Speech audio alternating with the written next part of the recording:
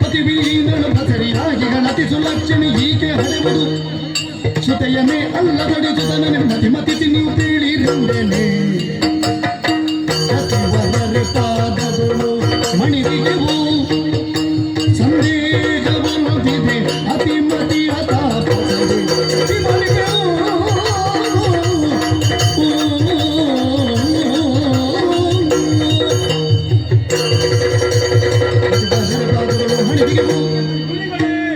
ನೀವೆಲ್ಲ ತಲೆಯನ್ನು ನೆಲಕ್ಕೆ ಬಡಿಯುವಂತಹ ದೃಶ್ಯವನ್ನು ಕಂಡಾಗ ನೀವು ಯಾವ ಧರ್ಮದವರು?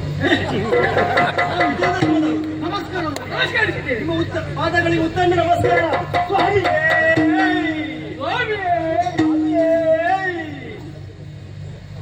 ಏನಪ್ಪ ಮೊನ್ನೆ ಕಾಣಬೇಕೆನ್ನುವ ಹಾಗೆ ನಾವು ಆಗುವ ನಿರೀಕ್ಷೆಯಲ್ಲಿದ್ದೇವೆ. ನೀವು ಯಾವಾಗ ಬರ್ತೀರಿ, ನಿಮ್ಮ ಭೇಟಿ ಯಾವಾಗ ಮಾಡುದು, ನಿಮ್ಮ ದರ್ಶನ ಭಾಗ್ಯವನ್ನು ಯಾವಾಗ ಪಡೆಯುವುದು ಎನ್ನುವ ಹಾಗೆ.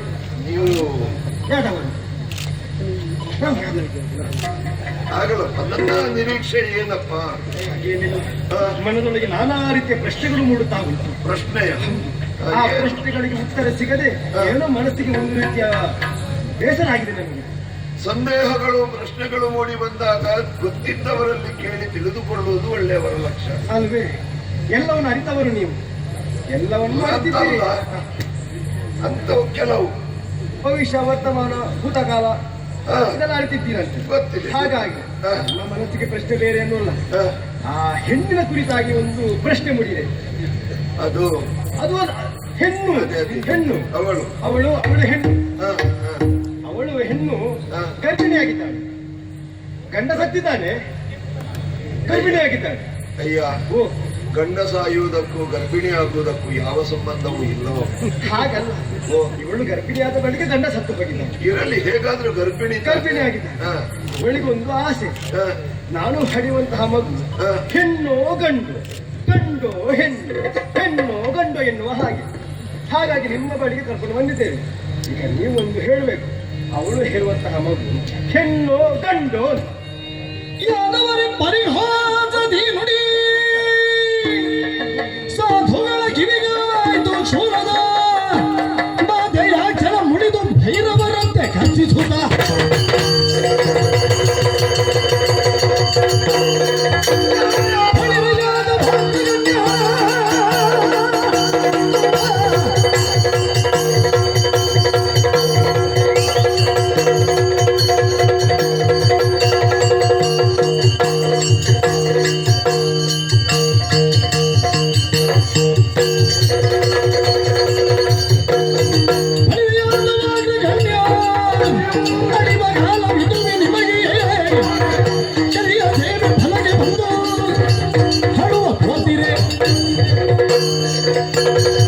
ಸರಸವನ್ನಾಡಬೇಕು, ಆದರೆ ಯಾರಿಗೂ ಸರಸವನ್ನಾಡಬೇಕು ಅನ್ನೋ ಕಲ್ಪನೆ ಇಲ್ಲದಾಗಿ ಹೋಯಿತಲ್ಲ.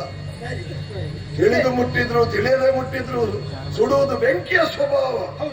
ಬೆಂಕಿಯಂತಿರುವ ನನ್ನನ್ನು ಪರೀಕ್ಷೆ ಮಾಡುವುದಕ್ಕಾಗಿ ಬಂದಿರ. ಏನೆಂದು ಭಾವಿಸಿಕೊಂಡಿರಿ ನನ್ನನ್ನು? ಗಂಡನಿಲ್ಲದ ವಿಧವೇ ಗರ್ಭಿಣಿಯಾಗಿದ್ದಾಳೆ, ಹಡೆಯುವ ಮಗು ಗಂಡ ಹೆಣ್ಣು. ಈ ಪ್ರಶ್ನೆಯನ್ನು ದೂರ್ವಾಸನಲ್ಲಿ ಕೇಳಿದ್ದು ನೀವು. ಯಾದವರು ನೀವು, ನಿಮಗೆ ಉತ್ತರ ಬೇಕು ತಾನೇ?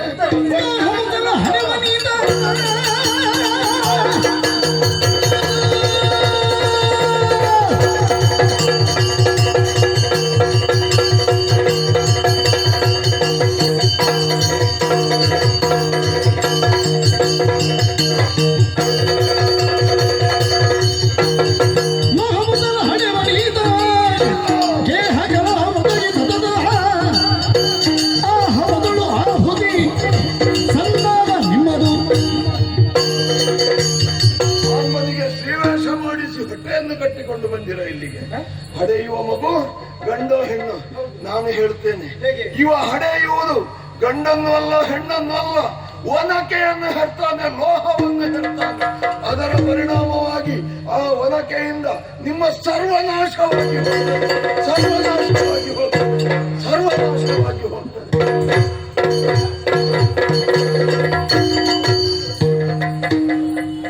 ವಿಷಯ ಅಂತ ಬಂದು ಪ್ರಶ್ನೆ ಕೇಳಿದ್ದು ತಪ್ಪ ಪ್ರಶ್ನೆ ಕೇಳುವುದಿಲ್ಲ ಅನ್ನುವಾಗ ಹೇಳುವುದು ಅವರೇ.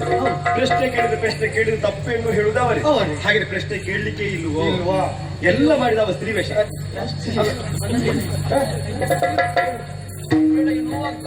ಅವನಿಗೆ ಕೇಳಿದ್ದೇನೆ, ಅಲ್ಲಿ ಬಂದದನ್ನೆಲ್ಲ ತಿನ್ನಬೇಡ ಎನ್ನುವ ಹಾಗೆ. ತಿನ್ನುವುದು ಹೊಟ್ಟೆ ನೋಡಿ, ಯಾವ್ದು ಹೊಟ್ಟೆ ನೋಡಿ, ಅದು ಹೊಟ್ಟೆ ವೇಷ ಸರಿ ಮಾಡಿಗೆ ಗೊತ್ತಿಲ್ಲ. ಒಟ್ಟಾನ ವೇಷ ಮಾಡಿಕೊಂಡು ಬರು.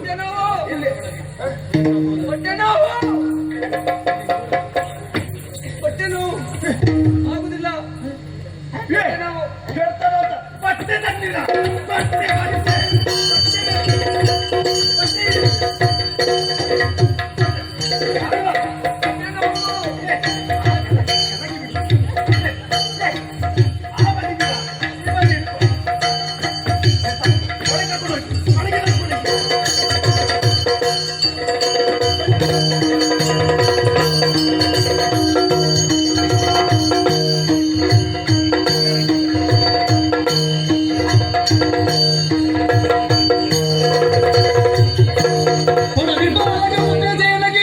ಅಡಿಯರಿ ವೃತ್ತಾಂತ ಬೇಡಲು ಅಡಲಿದನು ವಂಶ ನಾಚಕಿ ಕಿಡಿಗರಗಿದೆಂದು